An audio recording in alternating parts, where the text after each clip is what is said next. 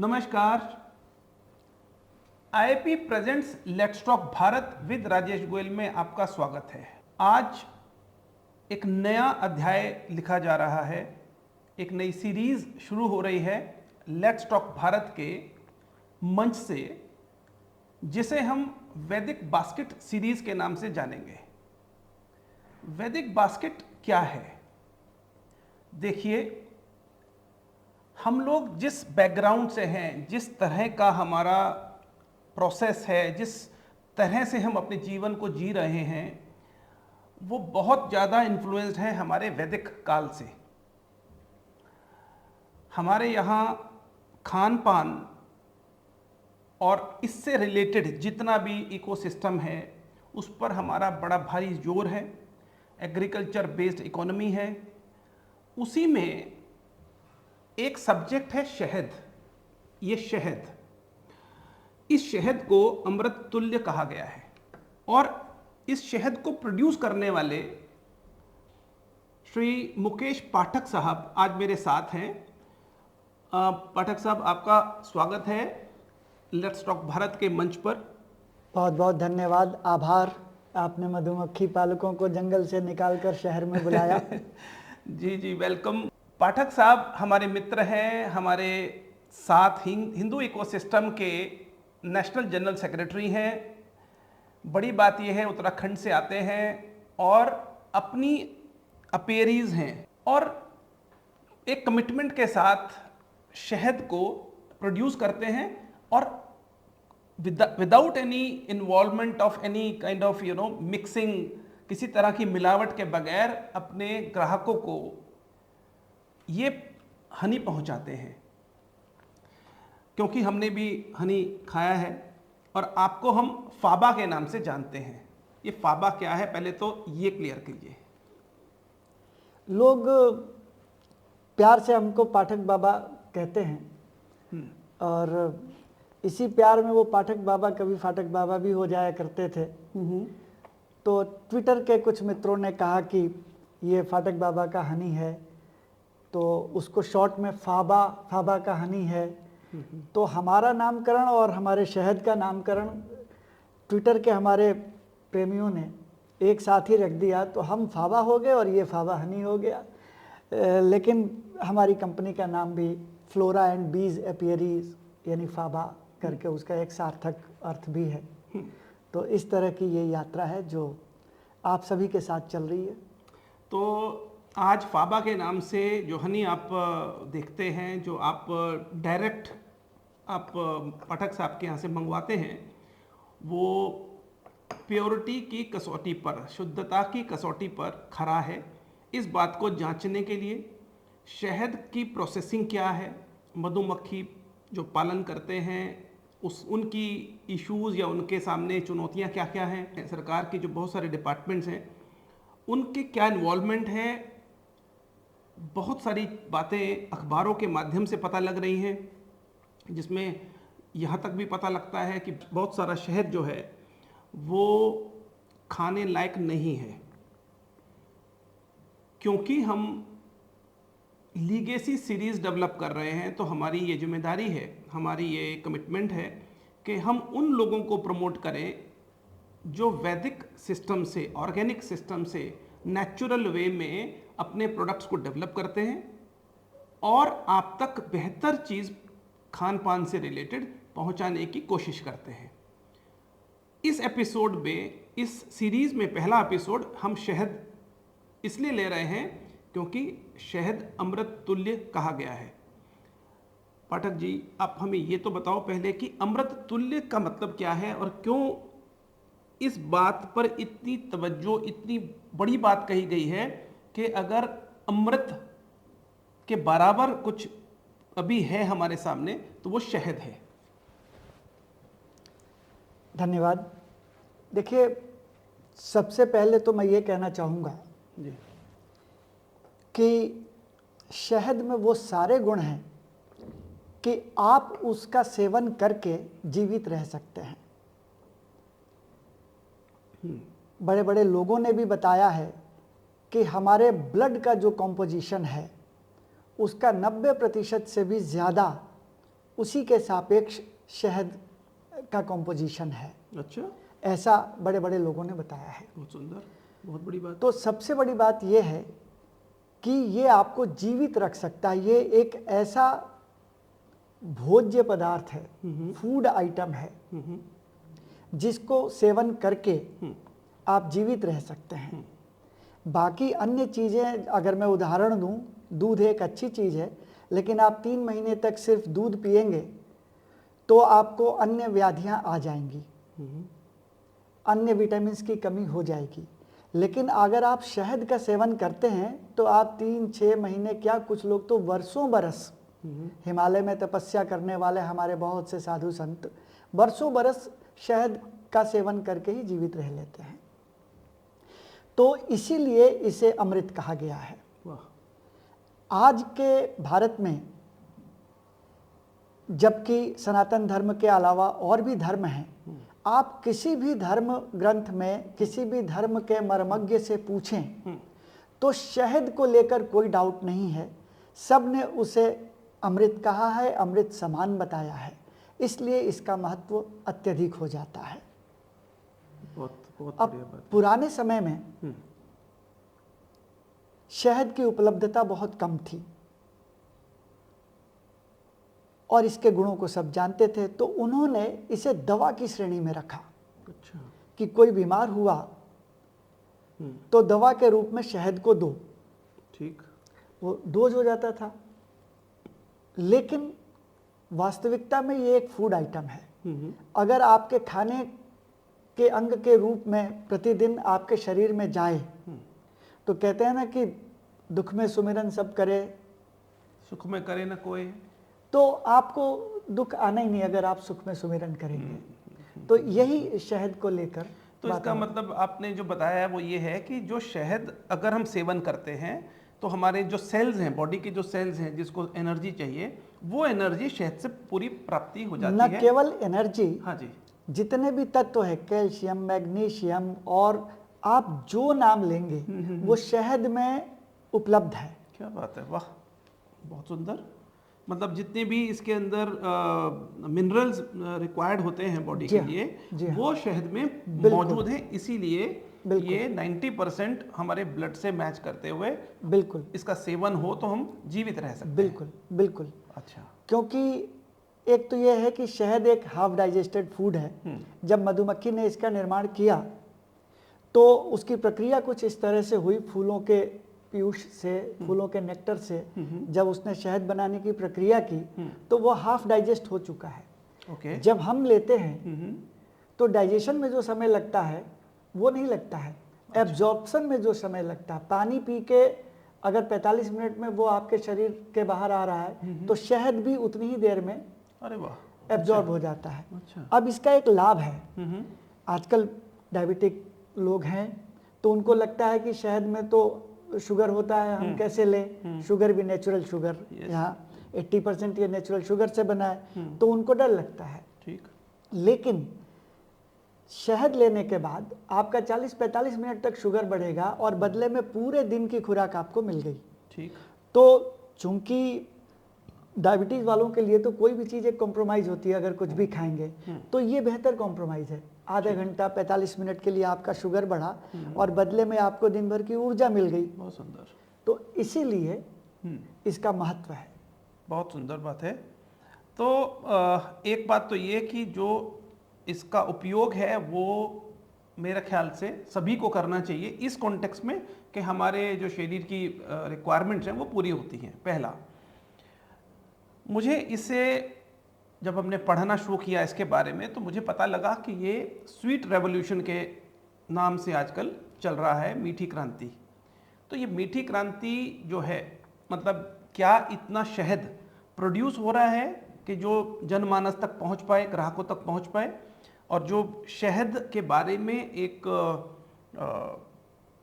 भ्रांति या कोई ऐसी बात, नेगेटिविटी जो है, जो अखबार भी कहते हैं या फिर जो उनके टेस्ट होते हैं, सैंपल टेस्ट होते हैं, लैब के अंदर टेस्ट होते हैं, उसमें फेल हो जाना, तो ये इसका ये मिक्स क्या है?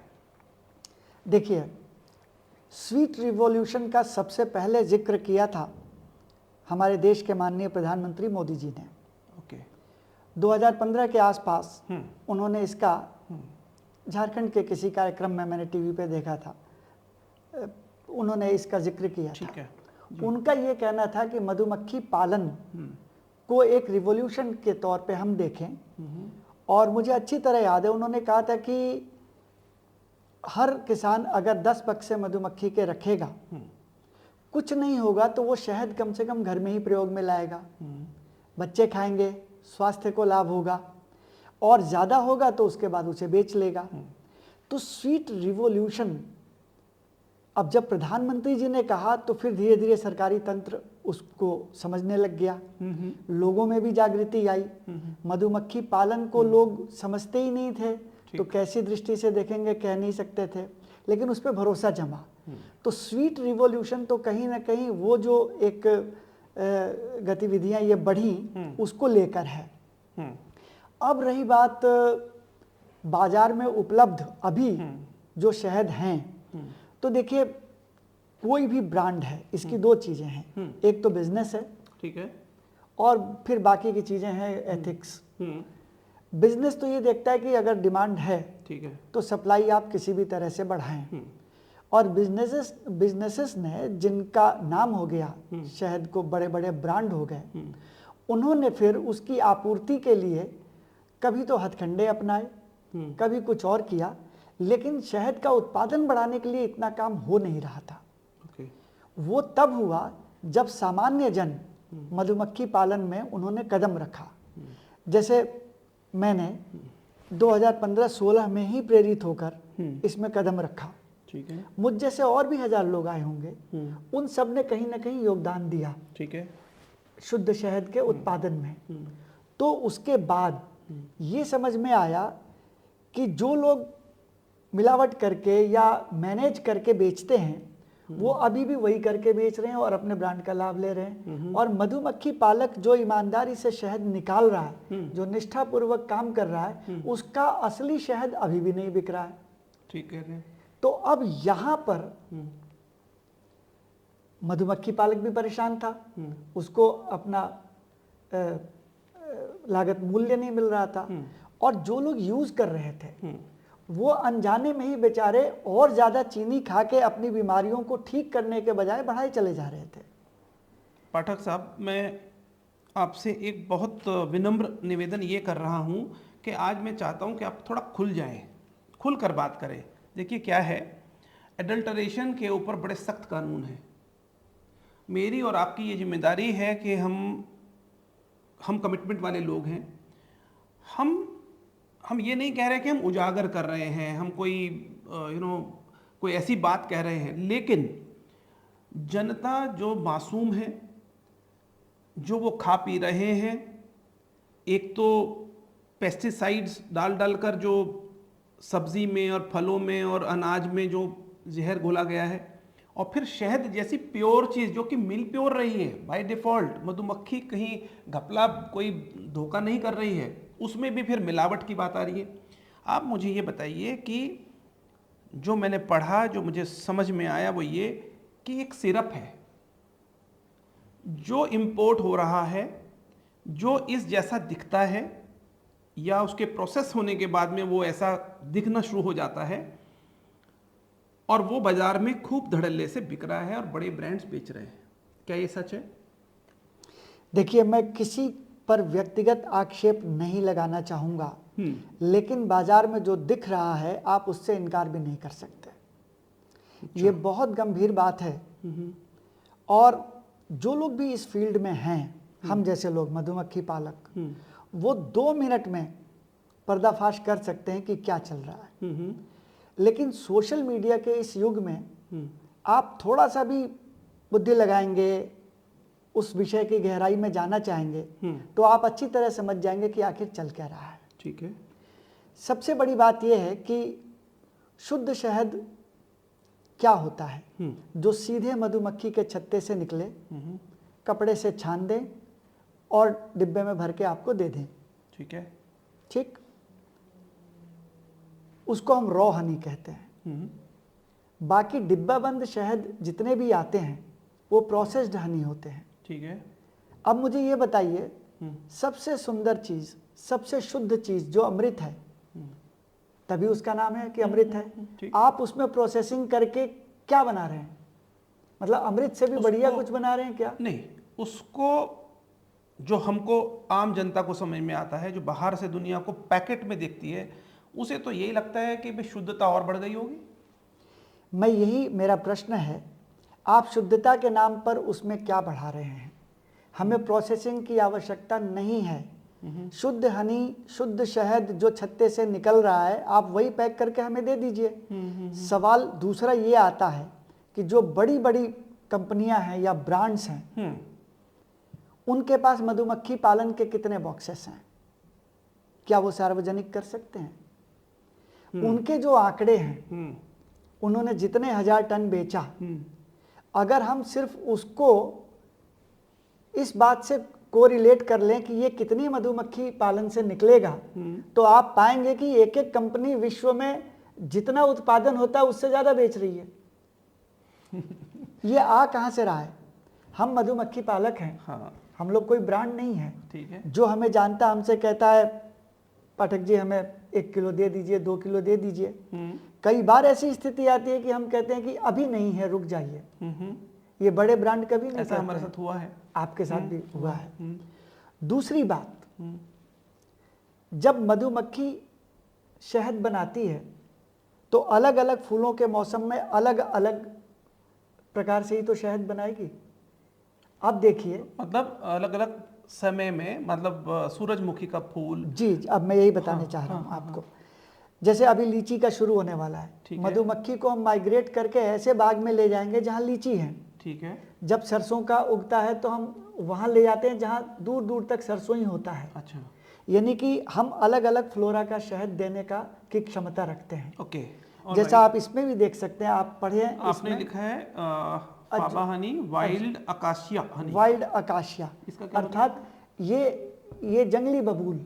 अच्छा। हाँ, अब आप इसको देखें, ये अजवाइन, ये अजवाइन हनी। यानी जब अजवाइन की फ्लावरिंग हो रही होगी तो मधुमक्खी के बक्सों को हमने वही रखा होगा। ठीक। अर्थात हमारे कोई भी 2 शहद एक जैसे नहीं हो सकते।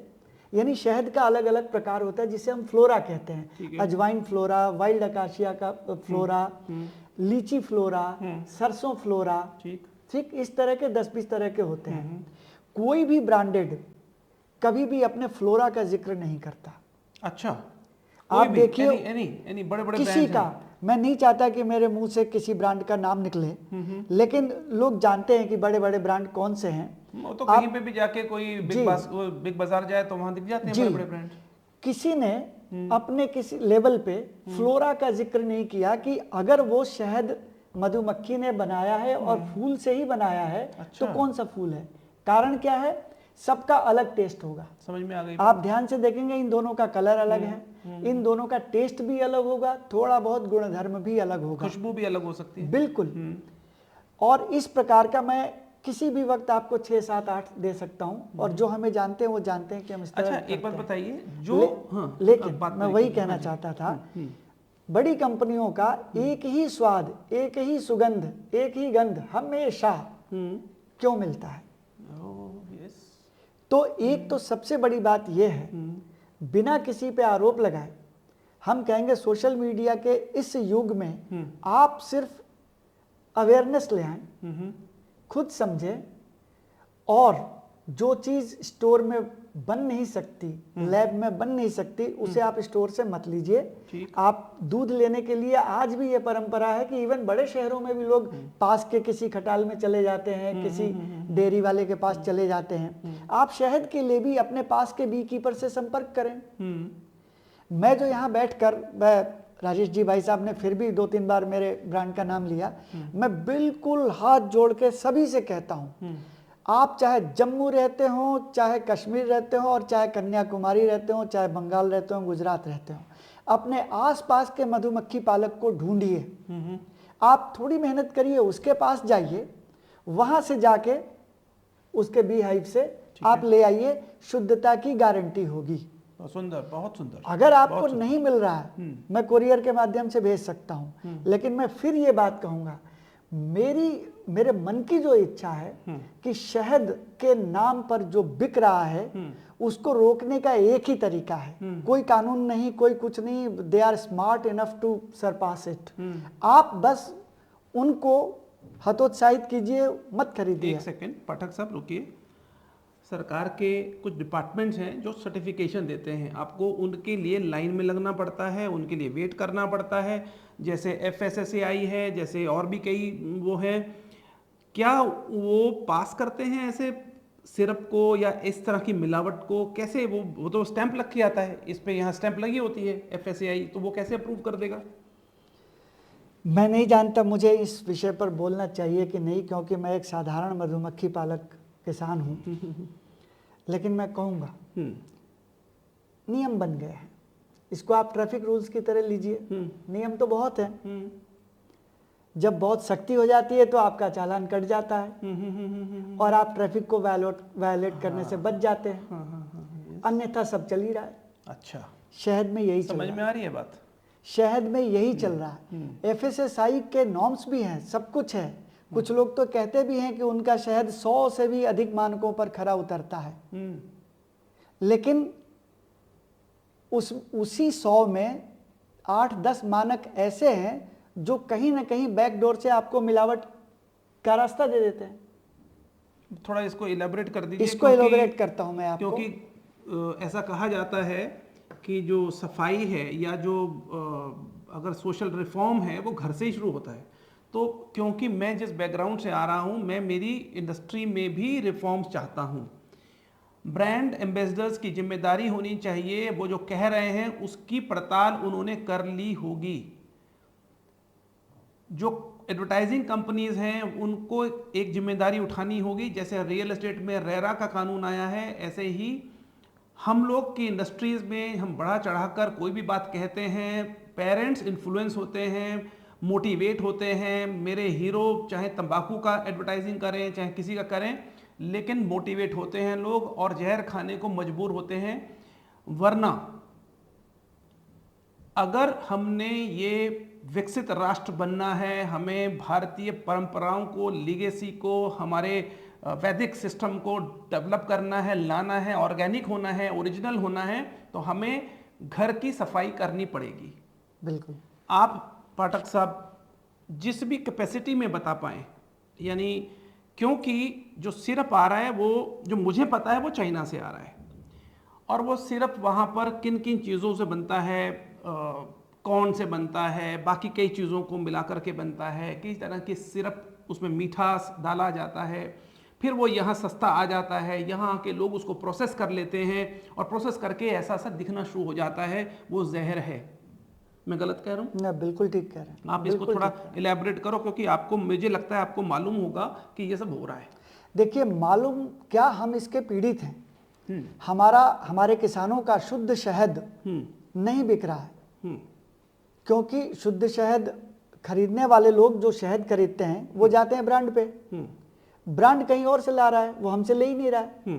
किसानों का शहद उसे महंगा पड़ रहा है और वो किसानों से भी सस्ता शहद जाके किसी बड़े डिपार्टमेंटल स्टोर में बेच दे रहे हैं। किसान अपना शुद्ध शहद लेकर बैठा हुआ है, उसकी पहुंच आप तक नहीं है, और वो लोग लाखों टन शहद बेच रहे हैं। ठीक है, ठीक। अब उसमें होता क्या है, नॉर्म्स वगैरह सब हैं, वो किस ढंग से बच जाते हैं, कैसे बच जाते हैं, उस पर हम नहीं जाना चाहेंगे। कई बार ये भी होता है कि स्थानीय स्तर पर FSSAI के लोग आते हैं, फूड सेफ्टी वाले आते हैं, और जो किसान है उसका ही सैंपल उठा लेते हैं और उसमें कहते हैं आपका वैक्स कंटेंट ज़्यादा है, और SDM कोर्ट में मुकदमा भी ठोक देते हैं। बताइए। वो बेचारा मुकदमा लड़ता है और किसी तरह से जेल जाने से बचता है, और उनमें से आधे लोग तो तौबा कर लेते हैं, नहीं करना है शहद का काम। तो वहाँ तो इतनी सख्ती है, लेकिन बड़े बड़े किसी भी स्टोर से कोई सैंपल उठा के काम नहीं करता। दूसरा, FSSAI ने अपने नियम को कुछ डाइल्यूट किया है पिछले 8-10 सालों में। जी बताइए।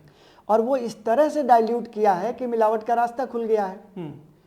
और आज कुछ नियम ऐसे हैं कि नकली शहद टेस्टों को पास कर लेगा और असली शहद उन टेस्टों में फेल हो जाएगा।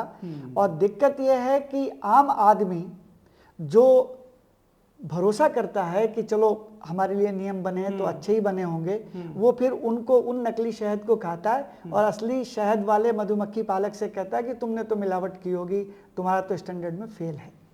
ये इतना दुर्भाग्यपूर्ण बात है कि हमारे बहुत से मधुमक्खी पालकों ने ये धंधा छोड़ दिया। बताइए, आज भी हम संघर्ष कर रहे हैं। हमारे मधुमक्खी पालकों को कई संगठन बने हुए हैं जो इस बात का संघर्ष कर रहे हैं कि कोई तो हमारी सुधि ले।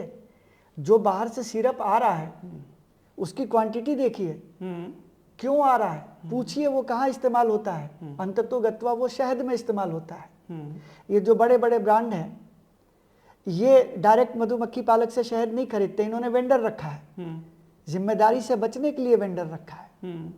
अगर आप डायरेक्ट किसानों से खरीदें तो आपको पता चलेगा कि कितना शहद का उत्पादन हो रहा है, कितना आप बेच पा रहे हैं। पिछले साल ज़्यादा वर्षा होने के कारण फूल की जो फसल थी वो खराब हुई और शहद बनना पॉसिबल नहीं हुआ और शहद मिलना बंद हुआ हम जैसे लोगों को जो इस तरह का प्योर रॉ हनी खरीदना चाहते हैं।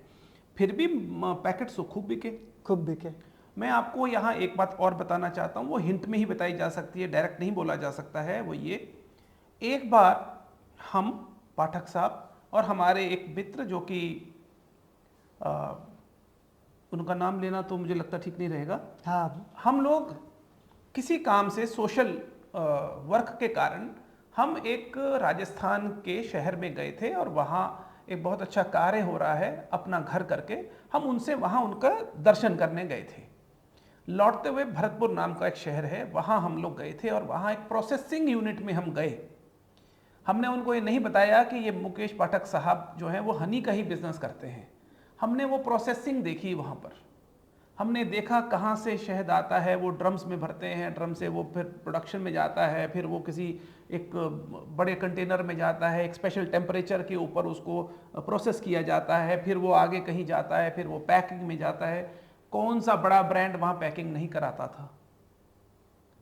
मैंने आपसे कहा था कि इनसे हमें कॉन्ट्रैक्ट करना चाहिए, तो आपने हमसे क्या कहा था, आप सिर्फ यहाँ देख लीजिए, बाकी चलते हैं। फिर कुछ समय के बाद उसके यहाँ रेड हुई और वो प्रोसेसिंग यूनिट बंद हुई। आप समझ सकते हैं हमारे साथ क्या खिलवाड़ हो रहे हैं। आप समझ सकते हैं कि शहद जो कि अमृत तुल्य है, जो दवा के तरह से हम खाया करते रहे होंगे कभी, और आज वो फूड हमारे हर एक के ब्रेकफास्ट टेबल के ऊपर वो लगा रहता है और हम लोग उसे बड़े शौक से और उसे देख कर खाते हैं कि ये तो गोल्डन दिख रहा है, तो सनराइज दिख रहा है, ये ऐसा दिख रहा है और बड़ा प्योर है। आप ज़रूर टेस्ट कीजिए, चेक कीजिए कि कहीं ये सिरप तो नहीं। हम लोग किसी भी तरह की भ्रांति नहीं फैला रहे हैं, लेकिन फैक्ट्स तो ऐसा कहते हैं। जितना प्रोडक्शन शहद का हो रहा है, एक बड़े पब्लिकेशन ने, हिंदी पब्लिकेशन ने, जो कि हम इस वीडियो के फ्रंट उसके ऊपर क्लिप भी डालेंगे, 85% ऑफ हनी जो शहद अवेलेबल है बाजार में, वो सैंपल में फेल हो गया था। ये एक रिपोर्ट है, मैं इसको बाकायदा प्रिंट करूंगा क्योंकि मेरे पिछले बार के जो एक हमने सर्वे किया था उसकी ये रिपोर्ट थी खासकर। और ऐसे ही हम शहद और शहद के बाद सरसों का तेल, बाकी की सब चीज़ें, गुड़ से बनी हुई बहुत सारी चीज़ें, कौन लोग अच्छा कार्य कर रहे हैं उनको यहाँ बुलाएंगे और उनको यहाँ बुला करके जरूर उनके प्रोडक्ट्स को प्रमोट करेंगे। हमें कोई ना शिकवा है, ना शिकायत है, ना गर्व है, ना कोई ऐसी अनुभूति है। अच्छा काम, बेहतर काम, ऑर्गेनिक काम करने वाले सच्चे लोगों को हम यहाँ इस मंच से प्रमोट करेंगे। पाठक साहब 1 मिनट को होल्ड करते हैं जरा। मैं ये एक जो संस्था है, national beekeeping and honey mission, government of India की संस्था है। गवर्नमेंट की 100% फाइनेंशियल सपोर्ट से ये चलती है, फंडेड है। और इस संस्था का कार्य यही है कि जो स्वीट रेवोल्यूशन है, NBHM जो ये संस्था है, ये 3 कैटेगरीज पर काम करती है। इस संस्था के 3 सब स्कीम्स हैं, 3 मिशंस कह लो। पहला है thrust will be given on production and productivity improvement of various crops through pollination assisted by adoption of scientific beekeeping. Second है mission will concentrate on post harvest management of beekeeping beehive products including collection, processing, storage, market value addition, with a thrust to develop requisite infrastructural facilities for these activities. जो भी इन activities के अंदर काम हो रहा है उसके ऊपर थ्रस्ट इंफ्रास्ट्रक्चर वगैरह वगैरह. और third, this mission will concentrate on research and technology generations for different regions, states, agro climate and socio economic conditions. ये तो हो गया इनका मिशन. और इसके बाद क्योंकि सरकारी संस्था है बहुत ज़्यादा टिप्पणी नहीं की जाएगी, पर उनका जो रिस्पॉन्सिबिलिटीज़ हैं उनको तो बताया जा सकता है. पाठक साहब, ये एक संस्था है गवर्नमेंट ऑफ इंडिया की funded, national beekeeping and honey mission ji, NBHM. इस तरह की संस्थाओं की क्या रिस्पॉन्सिबिलिटीज़ हैं? जी, अच्छा प्रश्न है. ये पहले नेशनल बी बोर्ड था, बाद में अब उसमें परिवर्तन हुआ है. और संस्थाओं के दायित्वों को लेकर अब थोड़ी गतिविधियां तो बढ़ी हैं, थोड़ा जिम्मेदारी भी बढ़ी है, हलचल भी बढ़ी है. ठीक है. पहले तो ये सब चीज़ें सफ़ेद हाथी थी, कुछ नहीं, बस बन गई, हो गया. काफ़ी कुछ हुआ है क्योंकि सरकार इन्हीं संस्थाओं के माध्यम से कुछ कर सकती है. लेकिन जहाँ तक मैंने नोट किया है, अभी नेशनल बी बोर्ड या national B Honey NBHM honey mission, अभी इनके पास तक अगर कोई चला जाए तब तो ये सुन लेते हैं या कर लेते हैं. ये अभी किसान तक नहीं जा रहा. ठीक. मधुमक्खी पालक किसान जो कि अपने गांव में भी नहीं, जंगल में रहता है, टेंट लगा के रहता है, फॉरेस्ट में रहते हैं, फॉरेस्ट में रहता है, झारखंड के जंगलों में. और उसकी समस्याएं वहीं से जनित हैं, वहीं पर हल होनी चाहिए. उससे आशा करें कि वो दिल्ली आएगा, दिल्ली का मतलब है कि नेशनल बी बोर्ड के पास आएगा और तब उसकी समस्याएं हल होंगी. तो वो कुछ ठीक नहीं है. मेरा इन लोगों को बस एक ही सुझाव है, आप जो कर रहे हैं बेहतर कर रहे हैं, लेकिन अप्रोच ये होना चाहिए कि आप उस किसान तक जाएं. आपको पता होना चाहिए कि ग्राउंड में समस्याएं क्या है. ठीक. अब एक छोटी सी बात कहूँगा, सरकार ने पैसा दिया और कहा कि जाइए सबको 10-10 मधुमक्खी के बक्से दे दीजिए, 50-50 मधुमक्खी के बक्से दे दीजिए. आपने लोगों से मंगाया कि हम 10-10 मधुमक्खी के बक्से देंगे. अब जो मधुमक्खी पालन कर रहा है उस तक बात तो पहुंची नहीं. जो नहीं कर रहा है और जिसको लगता है कि सरकारी चीज़ है, वो जाता है आपसे 10-10 मधुमक्खी के बक्से ले लेता है. पालने आता नहीं है, वो लेके, और जब उसको कुछ प्रॉफिट नहीं होता है वो मधुमक्खी के बक्से भी छोड़ देता है, वेस्ट हो जाता है, सही जगह तक पहुंचा नहीं. तो मेरा मानना है कि अब समय ऐसा आ गया है कि संस्थाओं को चल के लोगों तक जाना चाहिए. देखें, जरूरी नहीं है कि जो आप तक चल के आया वो जेन्युइन ही हो, सारे के सारे. ठीक बात है. यस.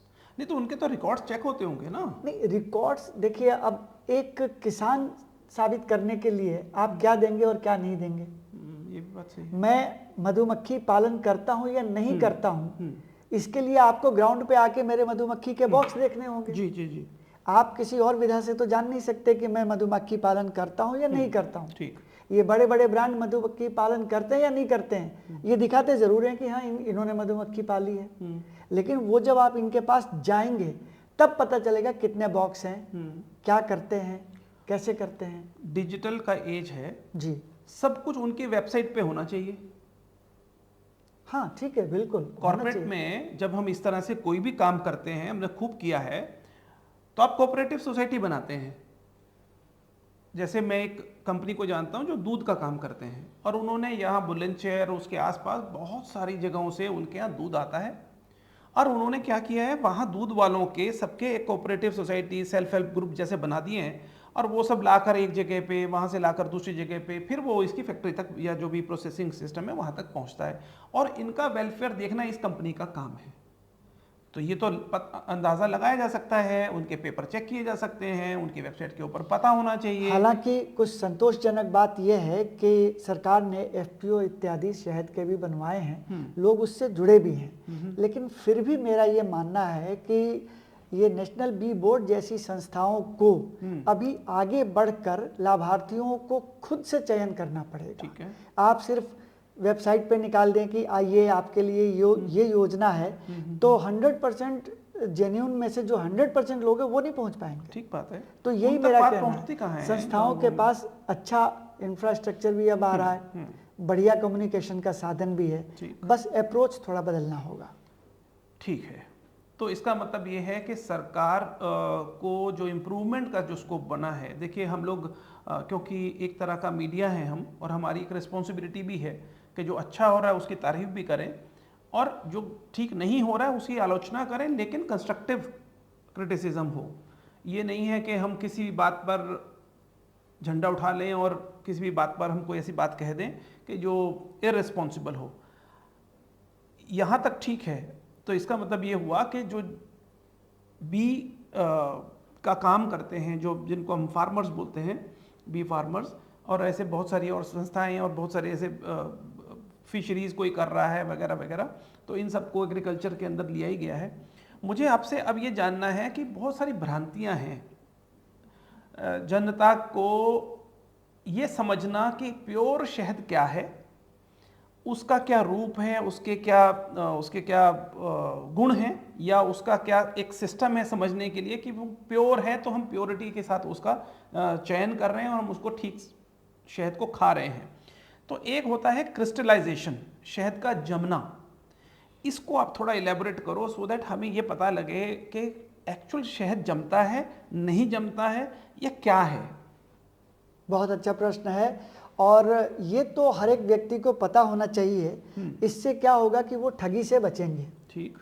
देखिए, शहद को लेकर कुछ भ्रांतियां भी हैं, और बहुत से लोग उन भ्रांतियों का शिकार होकर, होता क्या है कि कई बार असली शहद आपके भ्रांतियों का वो जो जाल है उसमें कई बार फेल हो जाता है। ठीक। और नकली शहद पास हो जाता है और हम फंस जाते हैं। मैं कुछ चीज़ों पे ज़रूर बात करना चाहूँगा जी।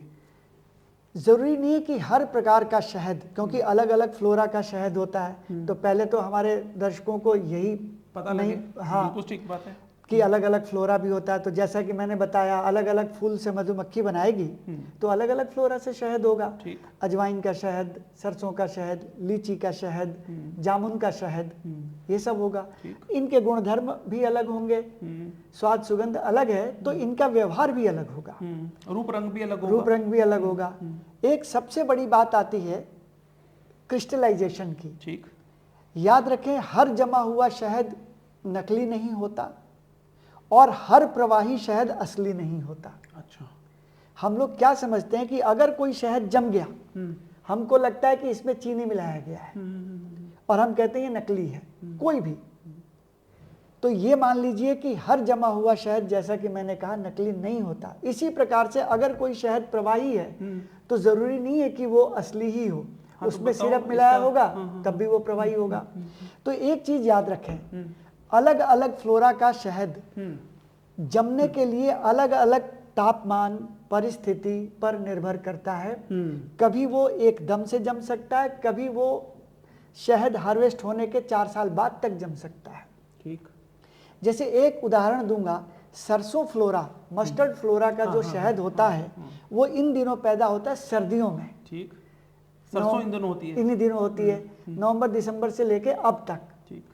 और उसमें जमने की प्रवृत्ति होती है, तो वो अभी जैसे जैसे गर्मियां बढ़ेंगी बावजूद इसके वो जम जाएगा। नहीं, पर सरसों का तेल तो जमता नहीं है। नहीं, अब हम आपको बताते हैं। हाँ। देखिए, वो सरसों का सत्व लेती हैं, पीयूष लेती हैं, नेक्टर लेती हैं, सरसों का तेल नहीं लेती हैं। अच्छा अच्छा अच्छा। तो एक छोटा सा नियम है, छोटा सा, जो भी ऐसा फूल जो आगे चलकर उसमें से तेल निकलेगा उसका शहद कमोबेश जम सकता है, जैसे सरसों का। ठीक है। जामुन का शहद नहीं जमता है, या जमने के लिए कई साल ले लेता है। ओके। तो हमें ये याद रखना पड़ेगा कि हर जमा हुआ शहद चीनी मिला हुआ नहीं है। ठीक है। सरसों का शहद इतना बदनाम है हमारे यहाँ, क्योंकि लोग सोचते हैं जम गया, हमें उसे बेचना पड़ता है बाहर गांव, विदेश, और वो लोग चम्मच से काट के खाते हैं। और हम सहज उपलब्ध अपना सस्ता और सुलभ सरसों का शहद नहीं लेते हैं, तो हमारा किसान भी उसे बाहर ही बेच देता है। क्या करे? जबकि तो हमारा ये कहने का है कि अगर ये भ्रांति दूर हो जाए, उसको परखने का तरीका, अब देखिए मैंने पहले भी कहा है, कोई लोग कहते हैं कि शहद को शर्ट पे डालिए। हाँ, ऐसे मैंने देखा था एक एग्जीबिशन में साहब दिखा रहे थे। हाँ, या कपड़े में रखिए, आग लगाइए। यस। देखिए ये सब चीजें सीमित दायरे तक एक्ट करती हैं। ओके। उसके बाद ये कॉस्मोपॉलिटन नहीं है, उसके बाद ये चीजें फेल हो सकती हैं। अच्छा। चाहे वो शुद्ध शहद हो या नहीं हो। तो अगर उन्हीं पैरामीटर्स पे आप शहद को नापेंगे तो आपको धोखा हो सकता है। अच्छा। असली शहद आप छोड़ सकते हैं। हमारे पास कई लोग आते हैं, हम उन आलोचना तो कर ही नहीं सकते, हम मासूम समझेंगे उनको। शुद्धतम शहद को उनको लगता है, वो अपने तर्कों पर फेल कर देते हैं कि नहीं नहीं ये तो जम गया, सुनी सुनाई बात जी। और कभी कभी कोई हल्का शहद, उनको लगता है बहुत बढ़िया। हल्का से मतलब ये होता है कि उनके मानक पे पास है, वो सोचते हैं ठीक है। ये जितनी भी कंपनियां हैं इसका लाभ उठाती हैं। YouTube पर इतना अधकचरा ज्ञान फैला हुआ है कि लोग उसे देख देख के और हमसे सवाल करते हैं, बहुत जेनरिक बना देते हैं। देखिए हर चीज की तासीर डिफरेंट है, हर चीज का बिहेवियर डिफरेंट है, उसका कैरेक्टर डिफरेंट है। तो जैसे आप बता रहे हैं, किसी का तो जम सकता है और किसी का नहीं जमता या लेट जमता है। हाँ। तो ये बात नहीं मालूम लोगों को, ये बात आपके लिए ये पहला शहद का पहला गुण आपने बताया है कि या तो सरसों का है तो जम सकता है, गलत नहीं है, प्योर है। बिल्कुल। और पहली बात तो ये कि हम शहद ले कहाँ से रहे हैं, ये बड़ी भारी बात है। दूसरी बात ये, हम सिरप तो नहीं पी रहे कहीं। दूसरी बात ये कि कोई जमना या ना जमना उसकी कोई क्राइटेरिया नहीं है। और ये बिल्कुल आप ठीक कह रहे हैं, मैं भी अभी तक यही मान रहा था जब तक आपसे मैंने पहले बातचीत नहीं की थी कि जमा हुआ शहद है, इसे तो निकालो अब। दूसरी बात, हाँ चलो पहली बात बताइए। तो आप जमे हुए शहद को, अगर आपका स्रोत बढ़िया है, मधुमक्खी पालक से लाए हैं, वो बेचारा क्या मिलाएगा, उसका असली नहीं बिकता, तो वो चाइना से माल लेके नकली कहाँ से मिलाएगा और क्यों मिलाएगा? आप उससे लीजिए, ठीक है, चम्मच से काट के खाइए। अगर शहद खाने का आप अपना व्यवहार बदल देंगे तो ये मिलावट करने वाली कंपनियां भी उल्टे पांव भाग जाएंगी। ये सबसे जन जागृति से बड़ा तो कुछ है ही नहीं। हाँ, जन जागृति, लाख कानून नियम बना लीजिए, अगर जन जागृति आ गई तो कहते हैं ना, ट्रैफिक में चालान काटने की जरूरत ही नहीं पड़ेगी। हाँ, यस। ठीक इसी तरह से मैं आपको भरोसा दिलाता हूं, हमारे देश का मधुमक्खी पालक अपना शुद्ध शहद लेकर बैठा हुआ है और ये बड़ी बड़ी कंपनियों के वेंडर आते हैं, उनका शोषण करते हैं, दोहन करते हैं। कई बार ये बड़े वेंडर ऑफ द रिकॉर्ड कहते हैं कि भाई इसमें चाहे तुम गोबर मिला दो लेकिन हमें तो तुम सस्ता दो। अब सोचें, ये कहते हुए भी अच्छा नहीं लग रहा है। इसलिए अगर आप बढ़ावा देंगे मधुमक्खी पालक को तो वो भी आपको शुद्ध शहद देगा और ये नकली लोग फिर खुद ही ठीक हो जाएंगे। ठीक। दूसरी बात ये कि जब लास्ट टाइम मैंने आपसे जब वो लिया था अपना शहद, तो फर्मेंटेशन हो गई थी। मतलब मुझे ऐसे लगा ऊपर ये सफ़ेद सफ़ेद इस तरह की कोई चीज़ एक आ गई है, तो मैंने उसको चम्मच से निकाल के फिर फेंका जी। और मेरे को फैमिली ने भी यही कहा कि भाई ये तो शायद खराब हो रहा है, समथिंग लाइक दैट। ये क्या चीज़ है, फर्मेंटेशन कैसे? पहली बात तो मैं ये बताऊं, अगर शहद शुद्ध है वो किसी भी परिस्थिति में खराब नहीं होगा, सिर्फ अपना स्वरूप बदलेगा। इस बात को समझे मैं क्या कहना चाहता हूँ। अगर शहद जम गया तो उसने स्वरूप बदला है, वो खराब नहीं हुआ है, आप उसका प्रयोग बदल सकते हैं। ठीक इसी तरह से शहद में किसी भी कारण से जब मॉइस्चर ज़्यादा हो जाता है, चाहे वो आपकी गलती से हो जाए, पानी वाला चम्मच मिल जाए, चाहे पैकिंग में हमारी गलती से हो जाए, वो सिर्फ स्वरूप बदलता है।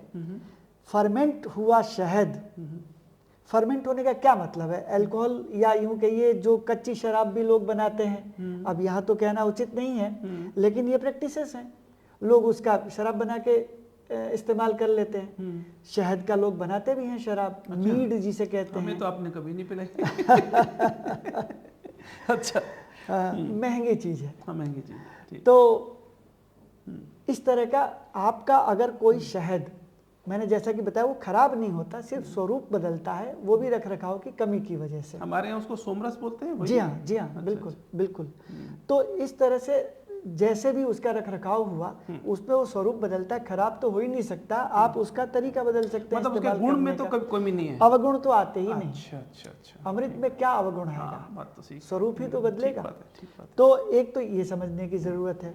दूसरा ये मैं इस पर कहना चाहूँगा, नेचुरली जब शहद निकलता है तो 25 से 30% तक उसमें मॉइस्चर हो सकता है, क्योंकि आप नेचुरल निकाल रहे हैं। एफएसएसआई ने इसको 20% कर दिया है। अच्छा। अब ये बताएं, होता क्या है, मजबूरी हो जाती है कि आप उसमें से मॉइस्चर कैसे निकालेंगे, शहद को गर्म करना पड़ेगा। तो ये बड़ी कंपनियों के सामने शायद एफएसएसआई के इस नियम की वजह से एक मजबूरी भी होगी कि उन्हें शहद को गर्म करके और उसके गुण खो जाते हैं और मॉइस्चर घटाना होता है। जबकि मैं कहता हूँ कि मॉइस्चर के नाम पे आप मधुमक्खी पालक का फेल कर सकते हैं, जबकि वही शुद्ध है, आप रहने दीजिए। आप बेवजह अव्यवहारिक रूप से 20% 18% का क्यों कर रहे हैं? ठीक बात है। इससे क्या होता है कि मधुमक्खी पालक तो परेशान होता ही है, क्योंकि वो उस स्टैंडर्ड पे बेच ही नहीं सकता, आप कहेंगे ये तो खराब है। जबकि आम आदमी ये सोचेगा कि वो नकली है। वो नकली नहीं है, बस आपने जो स्टैंडर्ड बनाया है वो उसको मीट नहीं कर रहा है। आपने क्यों स्टैंडर्ड बनाया है, राम जाने। ठीक बात। तो हमारा ये उसके पीछे भी कई हिडन कुछ वो चीजें होती हैं। जी हाँ, वो मिलावट का रास्ता खोलता है। ठीक बात है। तीसरा क्वेश्चन है वो जो और भी इम्पोर्टेंट है, कोई शहद पतला और कोई गाढ़ा होता है जी। इसकी क्या?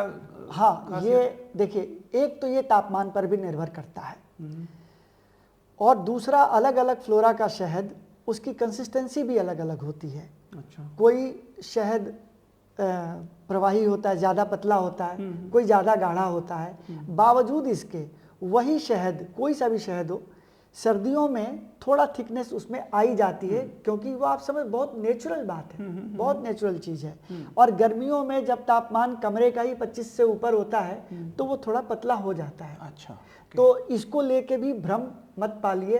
अब आप कहेंगे बड़े ब्रांड वाले शहद तो ऐसा नहीं होते, एक जैसे ही होते हैं, सारे एक जैसा होते हैं। तो वो मैं पहले ही बता चुका हूं कि वो अभिशप्त हैं एक ही जैसा होने के लिए, क्योंकि उनमें सिरप है और ये जीवित है, अर्थात ये रिएक्शन देगा। वो मृत है, बहुत उसका कोई रिएक्शन नहीं है। बहुत गजब की बात बताई है। ये जो शहद है, जो रॉ होता है, ये जीवित है, और जो प्रोसेस्ड सिरप ओरिएंटेड है वो मृत है। बहुत बढ़िया बात बताई है। यहाँ से हमें इस बात के ऊपर और ज़्यादा कॉन्शियस हो जाना चाहिए कि हम क्या खा रहे हैं, क्योंकि हम तो सिर्फ सिरप पी रहे हैं, वो तो और ज़्यादा बॉडी के अंदर जाकर के और आपके शुगर के सिस्टम को और बाकी सिस्टम को बिगाड़ता होगा। बिल्कुल। अब आप देखिए, शुद्ध शहद को आप आंखों में लगा सकते हैं। हाँ, अच्छा। आप लगाएंगे, जलेगा बहुत, लेकिन बहुत फायदा देगा।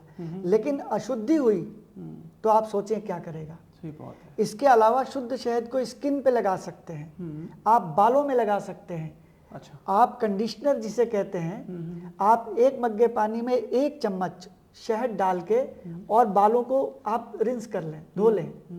आपको लगेगा कि क्या बता रहे हैं, आप करके देखें, आपका ऐसा कंडीशनिंग होगी। आप 7 दिन में 2 बार भी अगर शहद 10 मिनट के लिए चेहरे पे लगा के और फिर नहाने चले जाएं, तो आपके लोग बताएंगे कि आजकल स्किन पे क्या वर्क कर रहे हो। अरे वाह। तो लेकिन अगर वो शुद्ध होगा तभी, अन्यथा आप तो उस हकीम को भी कहेंगे कि उन्होंने बेकार राय दी, क्योंकि आपने शुद्ध शहद अपनाया नहीं। वैद्य, हकीम, डॉक्टर जब भी शहद की बात करते हैं तो उनका मतलब होता है रॉ हनी से। हम जाते हैं डिब्बाबंद शहद प्रोसेस्ड वाला उठा लाते हैं, फिर उससे हमें लाभ होता नहीं है, तो हमको लगता है कि नहीं, शहद ही खराब है, हमें तो कोई दवाई खाना चाहिए। ठीक कह रहे हैं आप। अच्छा, एक और जो बात मैंने यहाँ नोट किया, जो मुझे ये था कि आप आएंगे तो जरूर पूछूंगा आपसे।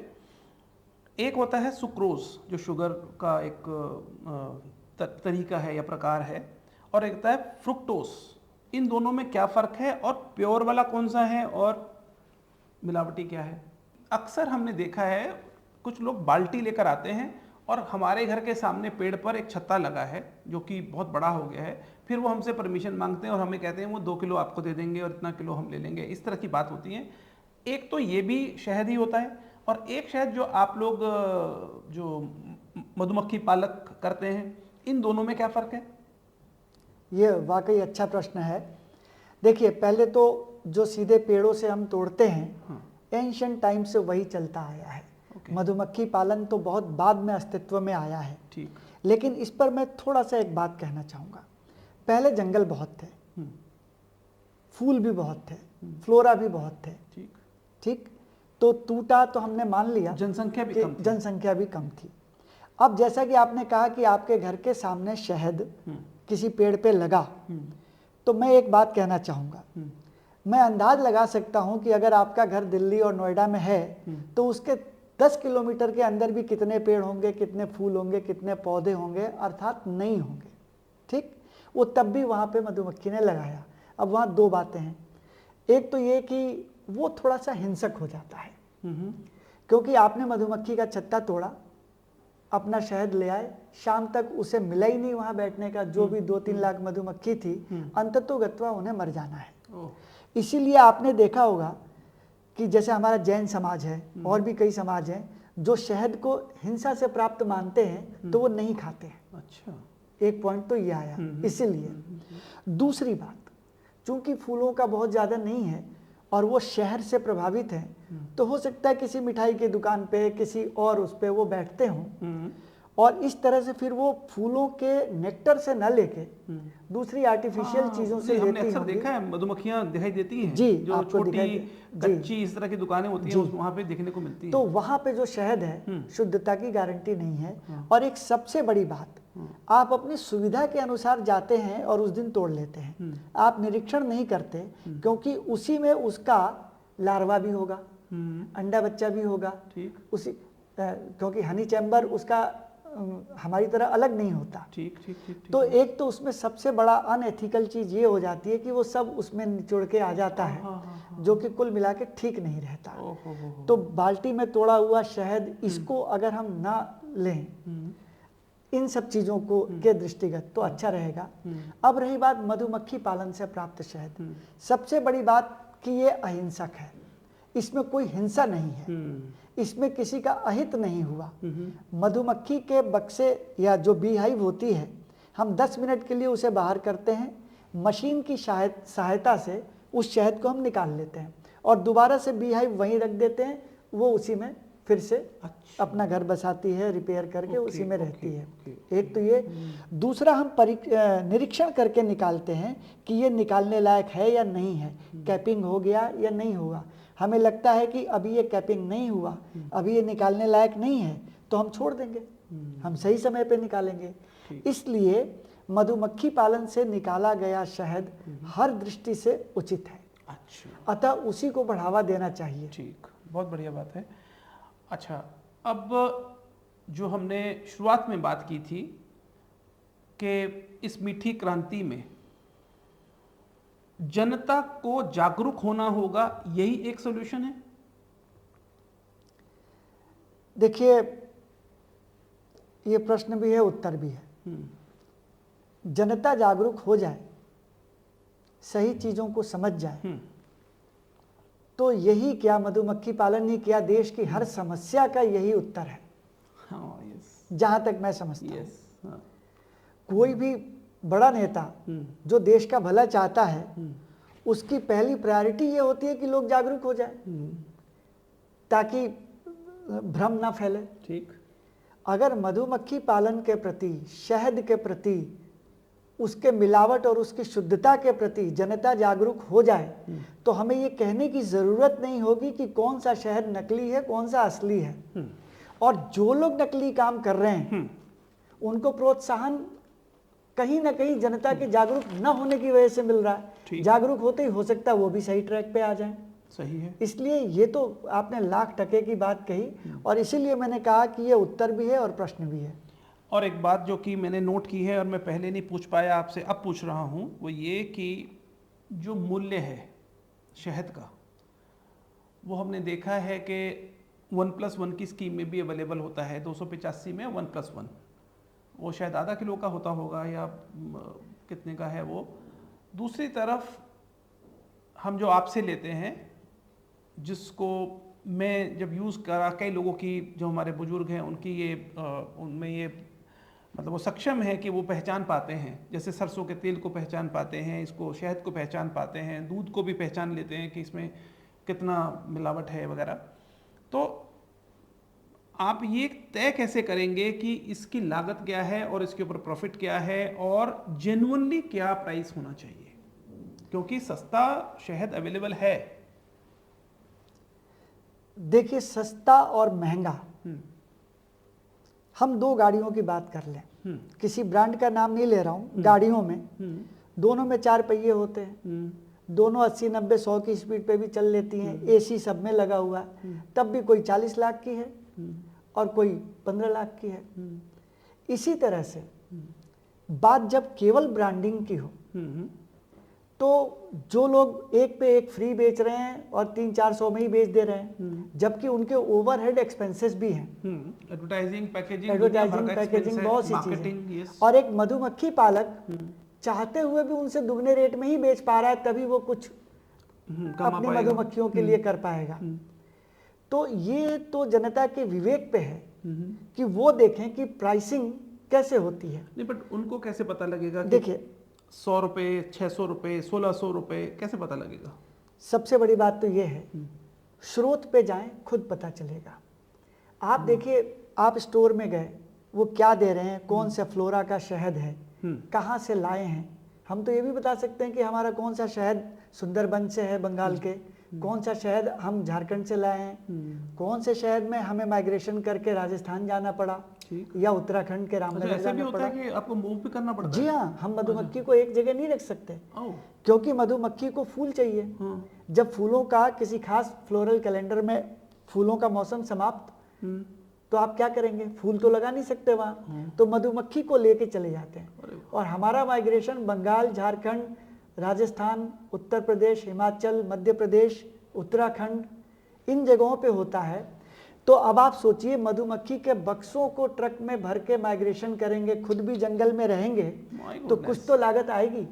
इसीलिए किसान कहता है कि अगर वो 100 रुपए का बेच रहे हैं, मैं 200 से नीचे नहीं बेच सकता, आपकी मर्जी, आप वहां ले लो। तो अब ये हमें देखना है। अतः मूल्य पर हम बात ना करें, लोगों पे छोड़ दें, यही बाजार है, वो खुद तय करें कि उन्हें क्या लेना है, कैसे लेना है। ये हमारा फाबा हनी वाइल्ड अकाशिया हनी है। अकाशिया का मतलब होता है बबूल। बबूल, अच्छा, बबूल का, और ये 1 kg का है जी। और प्राइस इसके ऊपर 686 ऐसे कुछ लिखा है, 655 लिखा है। तो ये जो प्राइस है, ये प्राइस किस तरह से मतलब आपने रखा होगा? मतलब और कोई बताए ना बताए, पर आप तो बताइए कम से कम। क्योंकि तो मैं इसको इस प्राइसिंग का मैं जो मेरा मैटर मुझे जो समझ में आता है, प्राइसिंग को लेकर भी जो ये जो दुविधा है, इसके लिए मुझे लगता है कि अगर ओरिजिनल है तो इसका क्या ही प्राइस होगा। मैं आपको बता रहा हूं, अगर मुझे कोई सस्ता जहर दे रहा है या महंगा अमृत दे रहा है, तो ये तो मैं अपनी कसौटी पे कसूं। बिल्कुल अपना विवेक है, अपना विवेक है, उसी को हम समझें। देखिए, ऑर्गेनिक प्रोडक्ट्स जितने भी हैं बाजार में इस वक्त, वो क्यों महंगे हैं, उसके पीछे कारण है। क्योंकि क्वांटिटी कम प्रोड्यूस होती है, लागत ज़्यादा आती है, किसानों को उनका समय से और उनको उनका हक नहीं मिल पाता है, तो बहुत सारी चीज़ें इस पर भी डिपेंड होती हैं। और अब हम उस तरफ बढ़ना शुरू हुए हैं। आयुर्वेद, हर्ब्स और इस ऑर्गेनिक नेचुरल प्रोसेस को हमने अडॉप्ट करना शुरू किया है, प्रेफर करना शुरू किया है। इसलिए अगर हमें थोड़ा महंगा भी अगर पड़ता हो, मैं कहता हूँ पाठक साहब, अगर ये थोड़ा महंगा भी पड़ता हो, तो क्योंकि ये ओरिजिनल है और ये डायरेक्ट फ्रॉम दी आपकी जो जहाँ पर ये अपेरी हैं वहाँ से आ रहा है, तो ये मेरे को महंगा भी अगर मिलता हो तो मैं ले लूँगा, इस वजह से क्योंकि कम से कम श्योरिटी ऑफ प्रोडक्ट है। मुझे ऐसा लगता है कि इस तरह का जागरण ये जो आज हमने किया है, ये हम लगातार करते रहेंगे, क्योंकि उन लोगों को, उन किसानों को, बुनकरों को, उन लोगों को जो अपनी विरासत को, अपने सिस्टम्स को चलाने के लिए स्ट्रगल कर रहे हैं, खासकर बड़े ब्रांड्स के सामने टिक नहीं पाते हैं। अच्छा प्रोडक्ट, नेचुरल प्रोडक्ट होने के बावजूद अच्छे से नहीं अपने सिस्टम्स को चला पाते हैं, उनको हमारे साथ की ज़रूरत है। वैदिक बास्केट सीरीज में ये मेरा पहला एपिसोड शहद को लेकर के था। पाठक साहब, आपसे आज जो चर्चा हुई है इससे बहुत लोगों की आंखें खुलेंगी, बहुत जानकारी उनको मिलेगी कि शहद को कैसे पहचानना है, परखना है, नेचुरल प्रोडक्ट्स की अवेलेबिलिटी और उनका जो पीछे का जो प्रोसेस है वो कैसा है, उसको समझने में काफ़ी ये एपिसोड उनको हेल्प करेगा।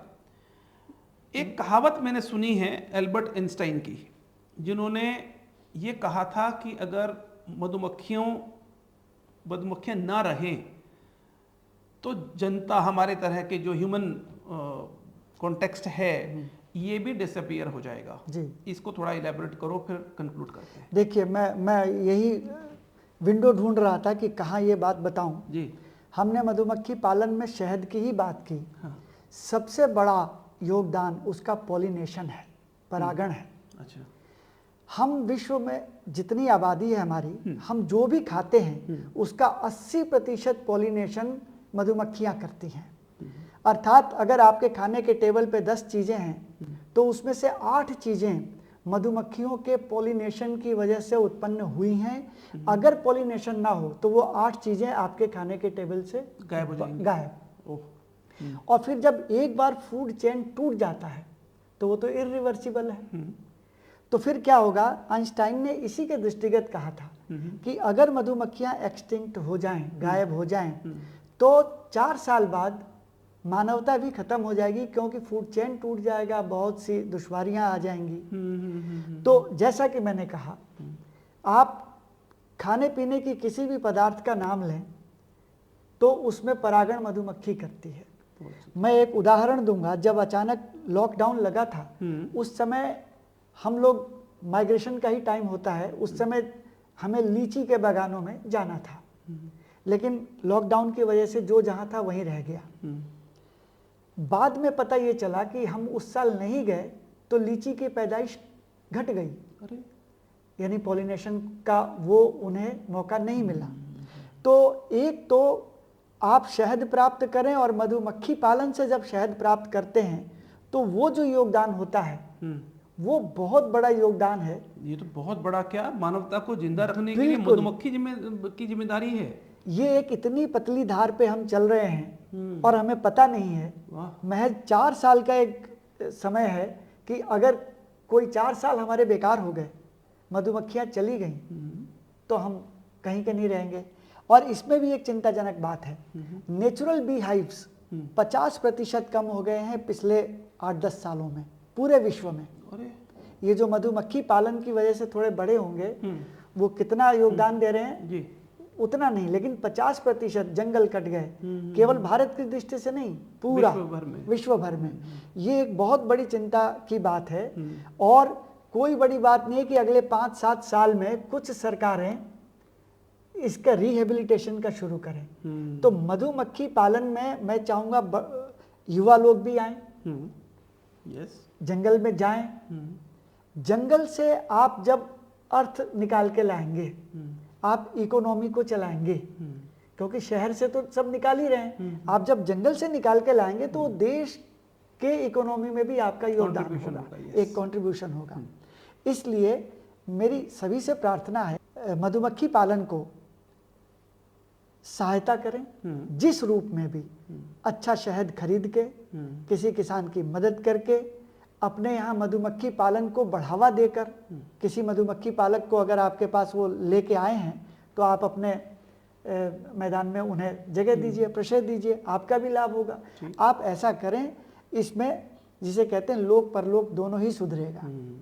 दूसरी बात ये कि हमें मधुमक्खी अगर कहीं दिखती है तो हमें मारे भी ना, ये भी मुझे बात समझ में आई। अगर मधुमक्खी के हम डरते हैं मधुमक्खी काटने की। मधुमक्खी के अनुकूल अगर आप वातावरण देंगे तो वस्तुतः वह आपका ही लाभ होगा। ठीक, बहुत सुंदर। पाठक साहब का रामपुर से यहाँ आना और हमें इतनी जानकारी देना ये सब्जेक्ट के ऊपर, जो कि बहुत इम्पोर्टेंट है, मानवता के लिए इम्पोर्टेंट है। बताइए, मतलब बहुत बड़ी बात है ये। हम तो शहद पर बात करने के लिए बैठे थे, लेकिन एक जानकारी और हमें बड़ी जानकारी मिली कि हमें क्यों उन पालन करने वाले शहद को पालने वाले, शहद की मक्खियों को पालने वाले इन लोगों का भी साथ क्यों देना है? क्योंकि मानवता को भी जिंदा रखना है।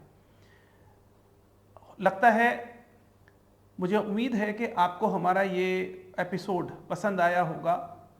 आप हमसे कोई जानकारी चाहते हैं, पाठक साहब से कुछ पूछना चाहते हैं, किसी तरीके से शहद के इस रेवोल्यूशन में, क्रांति में अपना योगदान देना चाहते हैं, अगर आप शहद की इस क्रांति में भागीदारी करना चाहते हैं, किसी भी तरह से जुड़ना चाहते हैं, तो आप ज़रूर लिखिए। पाठक साहब को हम रिक्वेस्ट करेंगे वो आपको जवाब दें, और कोशिश कीजिए कि रॉ हनी जहाँ जहाँ अवेलेबल है वो वहाँ से लें, उनको प्रमोट करें। इस एपिसोड के माध्यम से हमारा जो कंट्रीब्यूशन है वो ये है कि हम लोग इन भाइयों को, इस तरह के काम करने वाले, ऑर्गेनिक नेचुरल प्रोडक्ट्स को डेवलप करने वाले हमारे वैदिक बास्केट सीरीज़ के माध्यम से हम इनका साथ दें। आने वाले समय में हम और भी ऐसे प्रोडक्ट्स को लाएंगे जो कि आपको, आपकी किचन को और आपकी सेहत का बेहतर ध्यान रखेंगे। ये हमारा वादा है, और इसी को लेकर के ये वैदिक बास्केट सीरीज़ आगे चलेगी। अगर आप जानते हैं किसी ऐसे दोस्त को, भाई बंधु को, जो ऐसा कार्य कर रहे हों और कंट्रीब्यूट कर रहे हों ऑर्गेनिक और नेचुरल लाइफस्टाइल को डेवलप करने में, ज़रूर हमें बताएं। हम लोग उनको बुलाएंगे, उनसे डिस्कस करेंगे, किस तरह का कार्य वो कर रहे हैं वो जनता तक पहुंचाएंगे, लोगों तक पहुंचाएंगे, और कोशिश करेंगे कि वो उनका काम बढ़े।